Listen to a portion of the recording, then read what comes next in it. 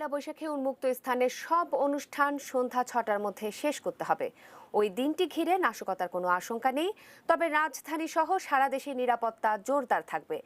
যে কোনো পরিস্থিতির জন্য প্রস্তুত থাকবে আইন শৃঙ্খলা রক্ষাকারী বাহিনী, একথা জানিয়েছেন স্বরাষ্ট্রমন্ত্রী আসাদুজ্জামান খান কামাল।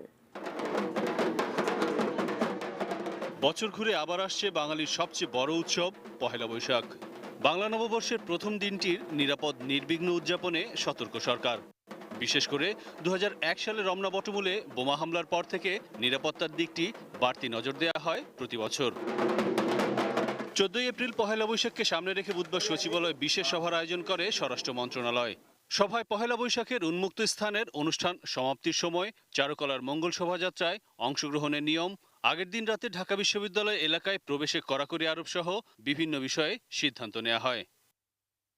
ব্রিফিংয়ে এসব তথ্য জানিয়ে স্বরাষ্ট্রমন্ত্রী বলেন, পহেলা বৈশাখে সারা দেশে নিরাপত্তা নিশ্চিত করতে এবং ইফটিজিং ও নাশকতা প্রতিরোধে র্যাব পুলিশের পাশাপাশি গোয়েন্দারাও তৎপর থাকবে। এক্ষেত্রে মোবাইল কোর্টও নামানো হবে। মাদক নিয়ন্ত্রণে থাকবে বিশেষ ব্যবস্থা। পুরো রমনা পার্ক এলাকা, সরোয়ার্দী উদ্যান, ঢাকা বিশ্ববিদ্যালয় এলাকা, গুরুত্বপূর্ণ অন্যান্য অনুষ্ঠান স্থল যেমন হাতিরঝিল, রবীন্দ্র সরোবর বিশেষ নিরাপত্তায় থাকবে। পহেলা বৈশাখে অপপ্রচার প্রতিরোধেও সতর্ক থাকবে সরকার, জানান তিনি। সামাজিক যোগাযোগ মাধ্যম বাংলা নববর্ষ সম্পর্কে অপপ্রচার রোধে ফেসবুক, টুইটার সহ সামাজিক যোগাযোগ ব্যবস্থা মনিটর করা হবে। এদিকে ব্রিফিংয়ে এক প্রশ্নের উত্তরে মন্ত্রী জানান, উৎসুক জনতার কারণে সম্প্রতি বনানীর আগুন নেভানোর কাজ শুরু করতে দেরি হয় ফায়ার সার্ভিসের।